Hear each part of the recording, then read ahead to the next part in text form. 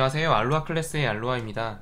이번 영상에서는 객체에 대한 내용을 알아보도록 하겠습니다. 객체의 경우에는 우리가 실상에 존재하는 어떤 사물들 그리고 추상적으로 그려진 어떤 대상들을 가지고 객체라고 하는데요. 자바스크립트에서 사용되는 객체의 개념에 대해서 알아보도록 하겠습니다.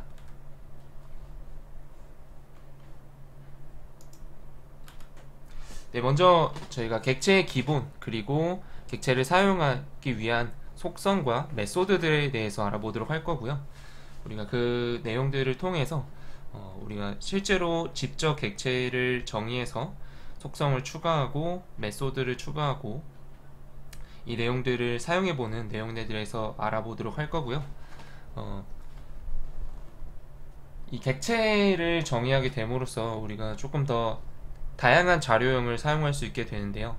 앞에 배웠었던 기본 자료형에 대한 내용들과 객체 자료형과의 연결이 되는 부분들에 대해서도 알아보도록 하겠습니다. 먼저 객체의 기본 보도록 하겠습니다.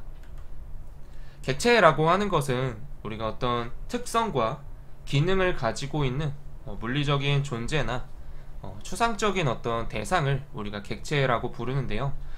이렇게 실세계에 존재하는 어떤 객체를 가지고 객체가 가진 어떤 특성과 기능을 우리가 자바스크립트에서는 속성이라고 하는 것으로 정의를 할 거예요. 그래서 그 중에서도 이 속성 중에서도 어떤 함수 자료형으로 정의되어 있는 속성을 우리가 메소드라고 부르도록 하겠습니다. 실제로 우리가 어떤 실세계에 존재하는 디저트 카페라고 하는 대상이 있을 때 이 객체를 하나하나 정의한다라고 하면 명칭은 디저트 카페, 주소는 어떤 주소가 되겠고요. 이 객체가 갖고 있는 어떤 기능들이 있죠. 그렇죠? 어떤 디저트 카페라고 하면 음료수를 만들거나 그리고 디저트를 만들거나 하는 기능들을 갖고 있을 거예요. 이런 기능들과 어떤 속성들을 정의해서 자료를 관리할 수 있는 그런 어떤 하나의 대상을 우리가 객체라고 불러요. 객체는 저런 디저트 카페라고 하는 대상만 있을 수도 있지만 어떤 전기 자동차라고 하는 것도 우리가 객체로서 자바스크립트에서 정의해서 사용할 수가 있어요. 그래서 이러한 예시도 보실 수가 있고요. 실제로 어떤 사람 혹은 대상을 가지고도 우리가 객체로서 정의할 수가 있습니다. 그래서 어떤 교수님이라고 하는 객체를 만든다라고 하면 직업이라는 속성, 역할이라는 속성을 부여해서 그 속성의 값을 우리가 넣어줄 수가 있겠고요. 그리고 연구하기, 지도하기 등과 같은 어떤 기능을 함수로서, 메소드로서 우리가 정의를 할 수가 있습니다. 그 외에도 우리가 눈에 보이는 것뿐만이 아니라 눈에 보이지 않는 계좌라고 하는 이런 어떤 추상적인 어떤 정보에 대해서도 우리가 객체로서 정의를 할 수가 있다는 걸 알고 계시면 될 것 같습니다. 그래서 계좌라고 하는 거에 대한 어떤 은행의 이름, 그리고 이 계좌의 주인, 그리고 계좌 번호, 그리고 이 계좌를 가지고 우리가 할 수 있는 어떤 기능들이 있죠. 돈을 송금하거나 다시 이체하거나 하는 그런 기능들을 우리가 계좌라는 객체를 통해서 사용을 할 수가 있도록 정의할 수가 있습니다. 그래서 실제로 존재하는 사물을 우리가 객체라고 하고요. 자바스크립트에서 객체는 기본 타입이라고 보시면 되겠어요. 이 안에, 객체 안에 정의되는 속성들은 정렬이 되어 있진 않아요. 그래서 정렬되지 않는 속성들이 모여있는 집합이다라고도 정의를 할 수가 있습니다. 그래서 객체는 결국 속성과 메소드로서 구성이 될 텐데요. 먼저 속성이라고 하는 것은 객체의 내부에 있는 어떤 값을 말해요. 그래서 이름이라고 하는 속성을 정의해서 우리가 이렇게 값을 줄 수가 있고요. 메소드 같은 경우에는 메소드도 역시 객체가 가진 속성이라고 부르는데요. 그 속성들 중에서도 함수 자료형으로 정의되어 있는 속성을 우리가 메소드다라고 부를 수가 있고요. 코딩이라고 하는 우리가 메소드를 정의하게 되면 아래에 있는 것처럼 이렇게 함수의 형태로 해서 속성을 정의할 수가 있습니다. 자, 그리고 이제 this라고 하는 키워드에 대해서 알아야 할 텐데요. this라고 하는 키워드는 뭐냐면 우리가 이 객체, 우리가 정의하게 될 객체의 자기 자신을 가리키는 키워드다라고 보시면 되는데, 이 this 같은 경우에는 사용되는 코드 영역에 따라서 이 this가 가리키는 객체가 어떤 객체가 될지 달라질 수가 있어요. 그래서 사용된 코드 영역을 포함하고 있는 객체를 가리키기도 하고요. 함수가 호출되는 시점에서 가리키는 객체가 될 수도 있어요. 그래서 우리가 this는 객체 자기 자신을 가리킬 때 사용을 하게 되는데 특히 그 중에서도 어떤 상황에서 쓰게 되냐면 객체 안에 정의된 메소드의 매개 변수의 이름하고 객체가 가진 속성의 이름 있죠. 이 속성이 같은 이름으로 지정되어 있을 때 둘 중에 어떤 속성의 이름과 매개 변수의 이름이 중에서 어떤 것이 이 객체의 속성을 가리키는 것인지 구분하기 위해서 앞에 this라는 키워드를 붙여서 그 속성을 가리키기도 합니다. 그래서 이 this라는 키워드는 사용되는 부분을 크게 우리가 4가지 패턴으로 해서 사용되는 걸 확인할 수가 있어요. 그래서 예시를 보시게 되면 중간에 우리가 this라고 하는 키워드를 사용하고 있죠. 그래서 이 밑에 보시면 우리가 객체를 이렇게 정의하실 수가 있어요. 그렇죠? 이 중괄호 안에 키와 밸류로서 정의되어 있어요. name이라는 키, 그 다음에 구름이라는 밸류, name이라는 키, 그 다음에 이 함수의 밸류가 들어있죠. 그래서 우리가 위에 있는 속성과 여기 아래에 있는 메소드로서 pet이라고 하는 객체를 하나 정의하고 있습니다. 그래서 이 pet이라고 하는 객체 내부에서 this라는 키워드를 사용하게 되면 이 this는 현재 이 pet이라고 하는 객체를 가리키게 된다라고 생각하시면 되겠어요. 자, 그래서 여기서 출력을 해보시게 되면 pet이라고 하는 객체의 메소드 it라고 하는 메소드를 호출하게 되면 그때 이 it라고 하는 메소드가 실행이 될 텐데 그때 이 this.name이라고 하면 여기 this.name이라고 하는 이 속성은 바로 이 객체 안에 있는 이 구름이라고 하는 값을 가리키게 된다라고 보시면 되겠죠. 자, 그리고 this가 사용되는 패턴은 4가지 정도로 줄여볼 수가 있는데요. 실제로 함수가 실행되는 시점에서 우리가 this를 사용할 수가 있어요. 그래서 왼쪽에 예시를 보시면 우리가 test라고 하는 키워드를 우리가 test라고 하는 함수를 호출하고 있죠. 그렇죠? 이 test라고 하는 함수를 호출했을 때 그때 이 test 함수가 실행이 되는데요. 이 test라는 함수 안에서 this.a라고 하는 변수를 사용하고 있죠. 근데 우리가 지금 현재 이 코드 안에서는 a라고 하는 변수가 2군데에 존재하고 있어요. 함수 내부에 a가 있고요. 함수 바깥에 a가 있는데 이때 이 this.a라고 하는 코드를 실행했을 때 이 a는 함수 바깥에 있는 a를 가리키는 것인지 함수 내부에 있는 a를 가리키는 것인지 우리가 좀 알기가 어려울 수도 있는데 포인트는 이거예요. 함수가 어느 시점에서 어느 스코프에서 어느 범위에서 실행되어 있는지를 보시면 돼요. 현재 이 테스트라고 하는 함수로 호출되는 스코프는 요 제가 빨간색으로 분홍색으로 표시되어 있는 요 영역 안에 존재해요. 함수가 호출되고 있는 범위는. 그렇기 때문에 이때의 이 this는 테스트라고 하는 함수 내부에서 코드가 작성되어 있지만 함수가 호출되고 있는 시점은 그 범위는 어디 있냐면 함수의 바깥에서 함수를 호출하고 있기 때문에 그때 이 this.a라고 했을 때 이 a가 가리키는 값은 이 바깥에 있는 10이라는 값이 지정이 됩니다. 그래서 우리가 함수가 호출되는 시점 그리고 그 함수가 호출됐을 때 가리키는 범위가 스코프가 어디인지를 판단해서 그 값을 생각하시면 되겠습니다. 그리고 메소드를 이제 실행할 때, 그렇죠? 함수 실행이나 이제 메소드가 실행되는 시점에서 우리가 this라는 키워드가 사용이 되는데요. 그래서 여기서도 보시면 이 this라고 하는 것은 이 객체 안에서 메소드 코딩이라고 하는 메소드 안에서 this가 쓰이고 있기 때문에 여기서 가리키는 이 happy는 그렇죠? 이 알로하라고 하는 객체 안에 있는 happy라고 하는 속성이 되겠습니다. 자, 그래서 밑에 있는 코드들을 실행해 보면 결국 이 alloha.happy라고 하는 값을 속성을 불러왔을 때 64라고 하는 값을 가져올 수가 있고요.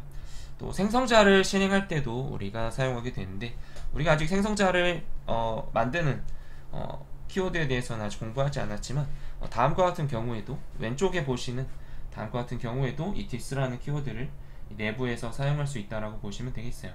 그때 이 this가 가리키는 건 우리가 여기 지금 new 독이라고 해서 객체를 하나 생성을 하고 있는데요.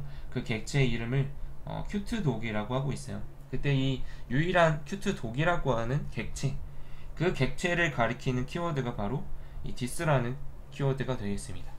그래서 이런 패턴으로도 사용이 되고요. 마지막으로는 명시적 지정이라고 하는 패턴이 있어요. 명시적 지정이라고 하는 건 뭐냐면 우리가 이 this라는 키워드를 직접 어떤 객체를 가리키게 할 것인가를 지정을 해줄 수가 있어요. 그때 사용되는 함수들이 몇 가지가 있는데, 여기서는 지금 call이라고 하는 함수를 통해서 직접 this에 어떤 객체를 가리키게 할 것인지를 지정을 해주고 있죠. 그래서 밑에 보시면 object1, 여기서는 위에 객체 object1이라고 하는 객체, object2라고 하는 객체가 있는데요. object2라고 하는 객체를 통해서 test라고 하는 함수를 호출하고 있는데, 그때 call이라고 하는 함수를 같이 실행을 하면서 뭐예요? object2라는 값을 넘겨주고 있죠. 이렇게 하면 이 object1 안에 있는 this라는 키워드라고 할지라도 여기에 적용되는 this라는 키워드에 적용되는 객체는 object2가 되겠습니다. 이렇게 직접적으로 명시적으로 해서 this라는 키워드가 가리키게 할 객체가 무엇인가를 지정해 줄 수가 있어요. 자, 다음은 객체의 속성을 추가하고 제거하는 방법을 알아보도록 하겠습니다. 객체의 속성을 추가할 때는 이렇게 먼저 객체 이름을 지정했을 때 객체에 접근할 수 있는 이 온점 연산자를 통해서 속성의 이름, 키를 정해주고요. 속성의 값을 이렇게 넣어주시면 되겠어요. 반대로 객체를 제거할 때에는 delete라고 하는, 객체에 있는 속성을 제거할 때는 delete라고 하는 키워드를 사용하게 되고요. 그때 어느 객체에 어떤 속성을 제거할 것인가를 적어주면 되겠습니다. 자, 그래서 실제로 객체 안에 있는 속성을 이제 추가해보고 있고요. 이 코드를 한번 예시를 직접 한번 타이핑해보면서 정말 속성이 추가되고 있는지 확인해 보시면 되겠습니다. 그리고 아래에 있는 string file이라고 되어 있는 이 메소드는 객체를 문자열로 변환해주는 역할이라고 보시면 되겠어요. 왜냐면 우리가 이 객체 안에 있는 값을 로그에 나타내기 위해서 문자열로 변환하는 작업이 필요하기 때문에 이 메소드를 사용하고 있습니다. 자, 그리고 다음에는 이제 객체의 속성을 제거하는 예시인데요. 여기서 delete라는 키워드를 통해서 coder라고 하는 객체의 장래희망이라고 하는 속성을 제거하고 있습니다. 자, 그리고 메소드를 간단하게 선언을 할 수가 있는데요. 왼쪽에 보시면 우리가 wrap이라고 하는 키에 function이라고 하는 값을 지정을 함으로써 메소드를 정의하고 있는데, 오른쪽에 보시는 것과 같이 이렇게 간단하게 메소드를 축약해서 선언할 수도 있다. 이것을 우리가 메소드 간단 선언이다 라고 보시면 되겠습니다. 자, 그리고 이제 다음 예시 같은 경우는 또 메소드를 간단 선언하는 예시이고요. 자, 앞에서 보신 내용 중에 우리가 조금 정리할 내용들은 뭐냐면, 우리가 객체에 대해서 메소드를 선언할 때, 메소드를 정의할 때 익명 함수로도 정의할 수 있지만 화살표 함수로도 정의할 수가 있어요. 근데 이제 화살표 함수 같은 경우에는 화살표 함수 내부에서 this라고 하는 이 키워드를 사용하게 됐을 때 이 this라는 키워드가 해당 객체를 가리키지 않는 경우가 생기기 때문에 일반적으로 화살표 함수는 객체의 메소드로 잘 사용되지는 않는 편이에요. 그래서 이 점 참고해 두시면 될 것 같고요. 우리가 익명 함수로 적용하게 되면 이 this가 해당 객체를 가리키게 되고요. 화살표 함수를 사용하게 되면 this라는 키워드가 윈도우 객체를 가리키거나 그 외에 다른 객체들을 가리키게 되는 상황이 발생하기 때문에 화살표 함수를 메소드 정의로서는 사용하지 않는다라고 보시면 되겠습니다. 자, 그래서 실제로 익명함수로 정의했을 때, 화살표 함수로 객체에 대한 메소드를 정의했을 때에 대한 예시를 보고 있고요. 실제로 한번 코드를 작성해서 그 결과를 확인해 보시면 좋을 것 같습니다. 다음은 객체의 속성과 메소드 사용화에 대한 내용인데요. 먼저 객체에 대한 속성 그리고 메소드를 사용하기 전에 우리가 자바스크립트의 자료형에 대해서 좀 정리를 해보도록 하겠습니다. 자바스크립트의 자료형은 우리가 앞에서 배우셨던 내용이 있던 것처럼 기본 자료형에 대해서는 숫자, 문자열, 불자료형이라고 하는 것이 있고, 객체 자료형은 우리가 역시 함수라고 하는 것, 그리고 배열이라고 하는 것도 객체가 될 수 있는데요. 그 외에 다른 여러 가지들도 우리가 객체 자료형이라고 볼 수가 있어요. 그래서 우리가 자바스크립트에서 자료는 기본 자료형과 객체 자료형으로 크게 분류할 수가 있는데, 기본 자료형 역시 객체 자료형이 될 수도 있어요. 이제 우리가 뒤에서 프로토타입이라고 하는 키워드를 통해서 기본 자료형 안에 어떤 속성과 메소드를 추가할 수 있는 예시들을 보도록 하겠습니다. 그래서 우리가 객체다라고 하는 그런 객체가 되려면 어떤 기준이 필요한가를 고민할 수가 있는데요.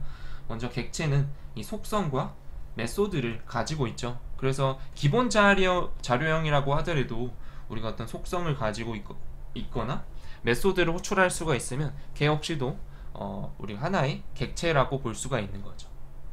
그래서 배열 역시도 객체이다, 그리고 함수도 객체다 라고 보시면 되겠어요.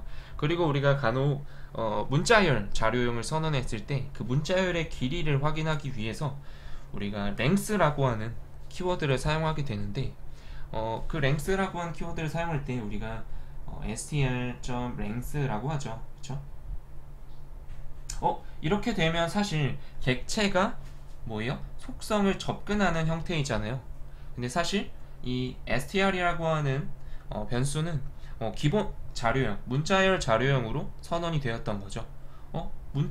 기본 자료형인데 어떻게 객체처럼 속성을 호출하고 있을 수 있는가? 이 사이에서의 어떤 일들이 있었는지 우리가 후반부에서 또 알아보도록 하겠습니다. 이 예시를 설명드린 이유는 기본 자료형도 역시 객체 자료형이 될 수 있다라고 하는 그런 내용을 안내해드리기 위해서 먼저 설명을 드렸고요. 또 보시면 기본 자료형을 우리가 객체로 선언하게 될 때는 이 new라고 하는 키워드를 통해서 다음과 같이 정의를 할 수가 있어요. 그래서 number, string, boolean이라고 하는 우리가 객체 자료형 이름을 가지고 숫자 그리고 문자열, 불이라고 하는 자료형들을 객체로서 선언할 수가 있어요. 이렇게 기본 자료형에 대한 각각의 자료형들을 객체 자료형으로서 선언을 해주게 되면 이 객체가 갖고 있는 속성과 관련된 메소드들을 사용할 수가 있습니다. 그래서 우리가 기본 자료형에서 이런 예시들을 앞에서 보셨죠.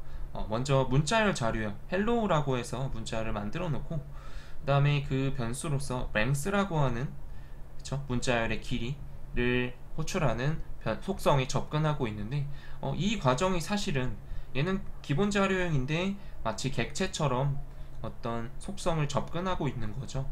그래서 이것이 왜 가능한가, 어떻게 가능한가를 보면 기본 자료형의 속성과 메소드를 호출하는 경우에 그 상황에서 일시적으로 이 기본 자료형이 객체로서 승급이 된다고 보시면 되겠어요. 그런데 이게 객체로서 승급이 된다라고 해서 계속 고유하게 객체가 되는 것이 아니라 다시 일시적으로 이 length라고 하는 속성을 호출했을 때 일시적으로 객체가 되고요. 그리고 난 다음에 다시 원래 기본 자료형으로 돌아온다라고 보시면 될 것 같아요. 그래서 우리가 기본 자료형에서 어떤 속성과 메소드도 역시 사용할 수가 있지만, 다시 이제 그 기본 자료형에 대해서 어떤 속성과 메소드를 추가하여 사용할 수 있지는 않다라는 거예요. 무슨 말이냐면 마치 객체처럼 우리가 객체에 접근해서 어떤 속성과 그 값을 추가해주고 메소드를 추가해서 객체는 사용을 할 수 있지만, 기본 자료형을 그대로 객체에서 속성을 추가하는 것처럼 사용할 수는 없다라는 거예요. 그래서 정리를 하면 기본 자료형은 어떤 속성과 관련된 속성과 메소드를 사용할 수는 있지만 그 속성과 메소드를 추가해서 새롭게 사용할 수는 없어요.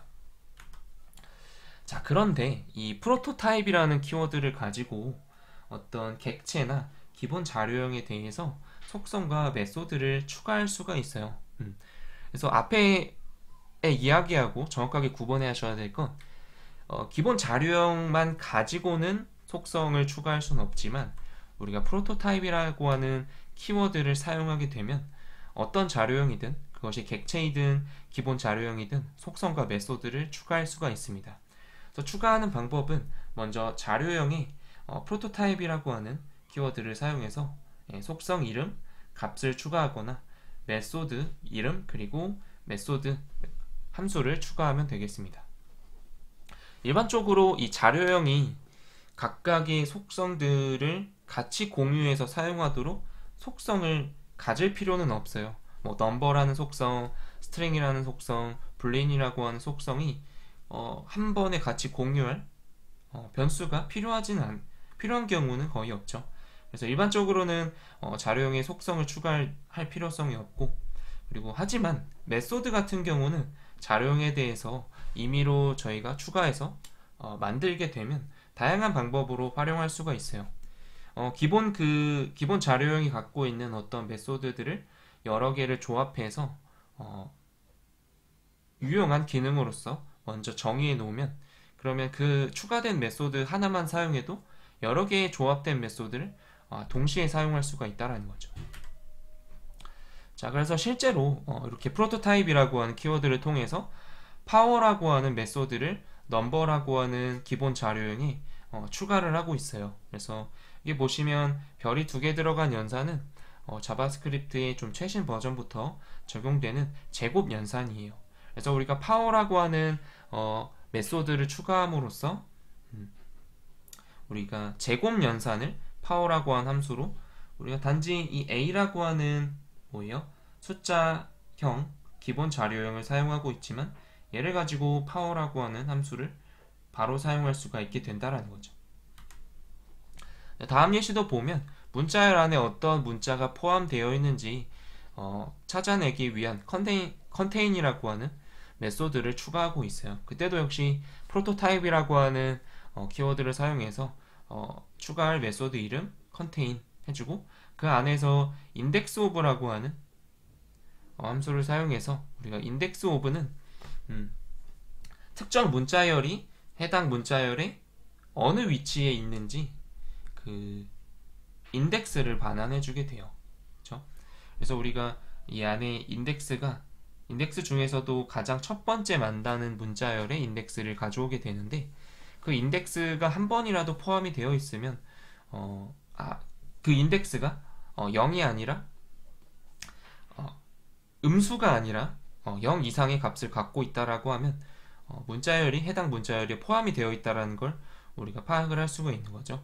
그래서 그거에 대한 정의를 여기다가 해놓고 우리가 실제로 컨테인이라고 하는 메소드를 추가해서 스트링이라고 하는 타입에 그리고 어레이라고 하는 타입에 추가를 해서 사용을 할 수가 있다라고 보시면 되겠어요.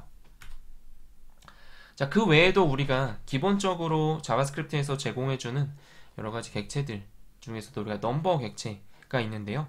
넘버 객체 안에는 우리가 직접 프로토타입이라고 하는 메소드 키워드로 추가해서 사용할 수 있는 메소드 외에도 기본으로 제공해주고 있는 메소드들이 있어요. 그래서 뭐 is infinity라고 해서 유한수인지 무한한수인지 유한한수인지 확인하는 경우, 그 다음에 is nan이라고 해서 이 값이 숫자인지 판별하는 키워드예요. 그래서 nan은 not a number라고 해서 얘가 숫자가 아닌지 파악을 해주는 거고요. 그 다음에 toFix라고 하는 거는 숫자를 고정소수점으로 표기하고 반환하는 그런 함수다라고 보시면 되겠어요. 실제로 어떤 소수점 처리를 위해서 사용되는 메소드라고 보시면 되겠고요. value of 같은 경우에는 이 안에 어떤 객체 안에 어떤 숫자가 갖고 있는 실제 value 값만 반환을 해주게 돼요. 그 외에도 다양한 우리가 메소드를 사용해 볼 수가 있고요.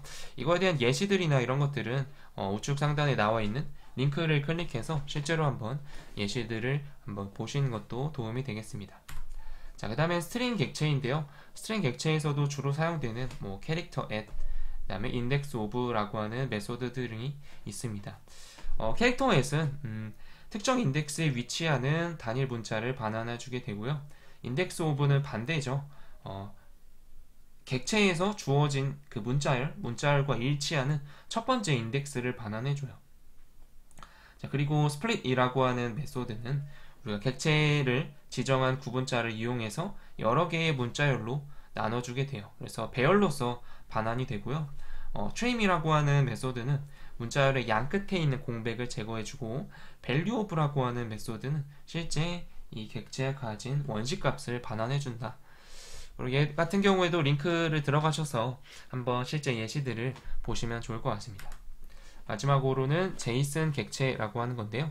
제이슨 객체라고 하는 건 자바스크립트의 객체처럼 어떤 자료를 표현하는 방식을 말해요. 실제로 아래에서 보시는 것처럼 우리가 객체를 정의할 때처럼 하나의 키와 밸류로 속성과 속성의 값으로서 어떤 자료를 나타내는 걸 말해요. 그래서 이러한 형태로 자료를 표현하는 경우 얘를 우리가 제이슨 데이터다 라고 보시면 되겠어요. 여기서 이제 우리가 지켜줘야 될 규칙이 있는데요. 이 속성을 지정할 때에는 사용 가능한 자료형은 문자열, 불, 그 다음에 숫자 값만 사용할 수가 있고요. 문자열을 사용할 때에는 반드시 큰 따옴표를 붙여줘야 되고, 그리고 속성, 키를 지정할 때에도 따옴표를 붙여서 지정을 해줘야 된다라고 보시면 될 것 같아요. 이러한 규칙을 지켜서 우리가 제이슨 형식의 데이터를 나타낼 수가 있고요. 관련된 메소드는 이런 것들이 있어요. 제이슨 stringify라고 해서 제이슨 객체를 문자열로 변환하는 메소드가 있고, parse라고 해서 문자열을 제이슨 객체로 전개해주는 기능을 갖고 있습니다. 자, 실제 예시들을 보시면 제이슨 stringify라고 하는 메소드를 사용해서 우리가 여기 있는 데이터 있죠? 그렇죠? 이 데이터들을 콘솔에 추가하기 위해서 문자열로 변환하는 작업을 하고 있고요. 다음 예시도 보시면 parse라고 하는 메소드가 사용되고 있는데, 여기서 먼저 원래 이 객체 자체를 문자열로 변환한 다음에 그 문자열로 변환된 걸 다시 객체로 변환하는 작업을 하고 있죠. 여기서는 먼저 제이슨 객체로 자료를 제이슨으로 변환하고, 여기서는 다시 자바스크립트의 객체로 변환하는 그런 작업들이 이루어지고 있어요. 자, 그래서 실제로 예시를 실행해서 확인해 보시면 좋을 것 같고요. 매스 객체에서는 정말 다양한 수학이랑 관련된 메소드들이 포함이 되어 있어요. 그래서 우리가 직접 정의하지 않아도 여기 나와 있는 메소드들은 사용해 볼 수가 있고요. 예를 들면 절대값으로 변환해 주거나, 아니면 소수점을 제거하거나, 소수점을 어느 단계에서 반올림하거나 올림하거나 하는 메소드들이 있고요. 그리고 제곱하는 연산, 그리고 랜덤수, 임의의 수를 반환해주는 메소드도 있고요. 그 외에 삼각함수랑 관련된 연산들, 그리고 로그, 지수 등의 연산들을 우리가 이 매스 객체를 통해서 해볼 수가 있다라고 보시면 되겠고요. 링크에 들어가셔서 직접 실제 예시들을 참고해 보시면 도움이 될 것 같습니다. 자, 다음 예시는 이제 랜덤수를 구하는 건데요. 한번 타이핑을 직접 해보시고요. 매스 객체에 있는 랜덤이라고 하는 메소드를 사용하면 우리가 랜덤 정수도 만들 수가 있고, 0부터 1 사이에 부동소수점을 포함하는 어떤 랜덤 수들을 반환해 올 수가 있어요. 실제로 이제 A와 B 정수 사이에 랜덤 정수를 구하는 방법 해서 이러한 공식을 사용하게 되면 우리가 자바스크립트에서 랜덤 수를 생성할 수가 있어요. 그래서 1부터 20 사이에 랜덤 정수를 만든다 라고 하면 이렇게 매스 플로어와 매스 랜덤을 이용해서 사용할 수가 있겠죠. 1부터 20 사이에서는 정수 개수가 20개, 그렇죠? 시작하는 숫자는 1이기 때문에 이렇게 공식을 세워주시면 되겠어요. 이제 또 마이너스 20부터 20까지 구한다라고 하면 이때 개수는 우리가 여기 잘못 나와 있네요. 40이 아니라 41개예요. 마이너스 20부터 마이너스 1까지 20개, 그 다음에 0, 1개, 1부터 20까지 또 20개 해서 총 41개죠. 그쵸? 41개의 랜덤한 정수를 우리가 만드는데 시작하는 숫자는 마이너스 20부터 해서 지정을 할 수가 있습니다. 자, 그리고 이제 외부 스크립트라고 하는 거, 우리가 계속해서 HTML 파일 안에다가 스크립트 태그 안에 자바스크립트 코드를 작성하다 보면 점점 이 작성된 코드들이 늘어나거나 복잡해질 수가 있어요. 그럴 때 이제 이 코드를 우리가 외부 자바스크립트 파일로 저장을 한 다음에 HTML 문서에서 불러올 수 있도록 할 수가 있어요. 그때 스크립트 태그 안에 src라고 하는 속성을 사용해서 외부에 있는 자바스크립트 파일을 불러오시면 됩니다. 자, 그래서 여기서 같은 폴더 내에, 같은 경로 내에 index.html이라고 하는 파일 안에서 script.js라고 하는 자바스크립트 파일을 불러올 수가 있고요. 여기서 보면은 현재 이 HTML 파일 안에서는 스크립트 태그 내에 테스트라고 하는 변수를 선언한 적이 없죠. 하지만 우리가 지금 외부 파일을 포함시킬 script.js 파일에서는 이 테스트라고 하는 변수를 선언해 놨기 때문에 우리가 이 테스트라고 하는 값을 포함시킨 외부 파일로부터 불러와서 사용할 수가 있다라고 보시면 되겠습니다. 그리고 외부 라이브러리라고 하는 것은요, 다른 사람이 만든 다양한 함수랑 클래스들을 포함하고 있는 어떤 JS 파일, 자바스크립트 파일을 우리가 외부 라이브러리라고 해요. 그래서 외부 라이브러리는 누군가가 만들어 놓고 제공해 주는 걸 우리가 실제로 다운로드를 받아서 작업 폴더에 추가를 해서 사용할 수도 있고요.